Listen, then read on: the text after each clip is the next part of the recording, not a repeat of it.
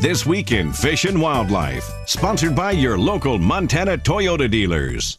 We're coming to you this morning from Southwest Montana to demonstrate the best and safest way to use a tree stand. We have about a week and a half left in the archery season, and then the general season will be upon us and just shortly thereafter. So I have with us today our Warden Sergeant Matt Wemple, who is also one of our bow hunter education instructors, and he's a perfect person to really go through some of the real safety tips we want to keep in your mind as you go about the hunting season.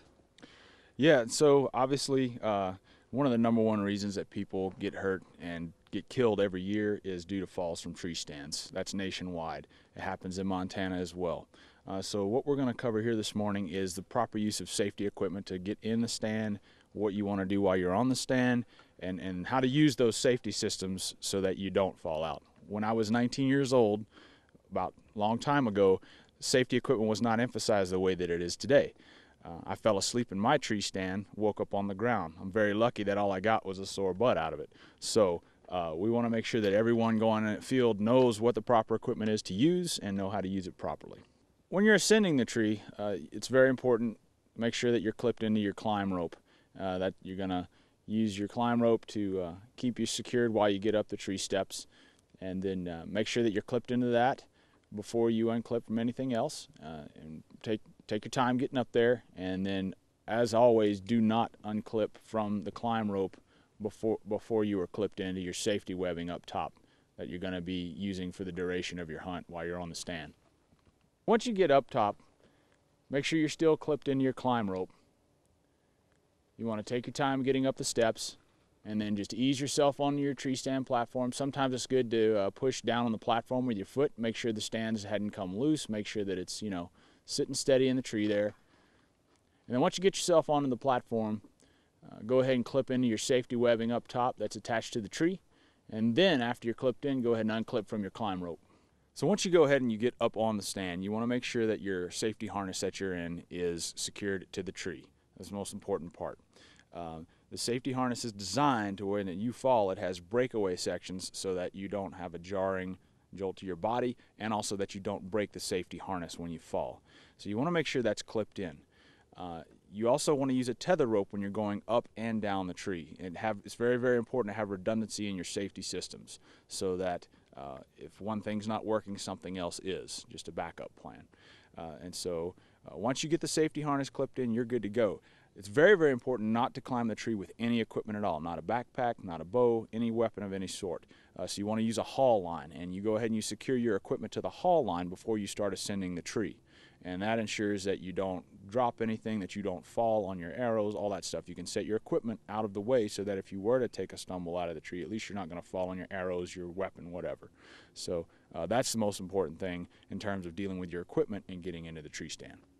Yeah, Matt, maybe you could tell us about some of the common errors that people do make. Sure. So first and foremost, unclipping from one safety system before you clip into the next one. So make sure you're always clipped into your next level of security to get up the tree before you unclip from the one that you were using to get up there. So make sure that you have your redundancy systems working for you. Also, just do not try to climb the tree with any equipment. You see it every year. Someone's got their bow slung around their arm, rifle slung around their back, which is only going to worsen injuries if you do end up falling. So you want to make sure you don't try to climb with any equipment. That goes for your backpack, any of those other things. Also, too, very important, as the weather changes, you'll get snow buildup on your stand, on your tree steps. You want to make sure there's not significant ice. You want to make sure that your boots are free of excess snow and ice, that kind of thing. Sometimes bringing a snow brush to the tree stand and brush the platform off before you get on it's very good as well. Right, and Claire was mentioning before she went up there, also don't grab those limbs, especially after this Absolutely, yep. A lot of these trees can be drought stressed while they're still safe enough to put a tree stand in. Limbs are not, even on a healthy tree, you would never want to grab a tree limb because you just have no way, that's not going to support human weight. So what about when you're actually out looking for animals? So it's very important to keep your feet on the tree stand platform. Don't lean out and do all kind of weird acrobatic stuff, trying to get an easier shot on an animal, those kinds of things. Use the tree stand, keep your feet on it, and don't put undue stress or don't try to push the limits of your safety harness. You shouldn't even feel it pulling on you when you're up in the tree stand. So before you come back down from the tree stand, you want to make sure you're still clipped into your main safety harness up top. You're going to get on your rope that you use to ascend and descend the tree. Make sure you're clipped into that first before you unclip from the safety harness. And then once you're clipped in, go ahead and safely get your legs situated on the tree steps, and then lower yourself down carefully. One of the things we like to say is slow is smooth, smooth is fast. Take your time getting in and out of the tree, especially after you shoot something. We have that good old rule about waiting at least a good half hour before you go to look for something if you've shot it with a bow, because you want to give that animal time to expire. But you're also going to be excited. Your heart rate's going to be up. You're going to not be paying full attention to the task at hand, and you can really end up in a bad situation quickly if you're getting in too much of a hurry to get out of the tree stand because you're more worried about your animal. This is why it's really important to really take in hunter education, bow hunter education for these important pieces of information. We just wanted to get you some reminders so that when you're outside, you're as safe as possible. Take some time to watch it so that you are the safest you can be out in the field. Go out and enjoy the outdoors. Thanks. This Week in Fish and Wildlife was brought to you by Toyota. Let's go places.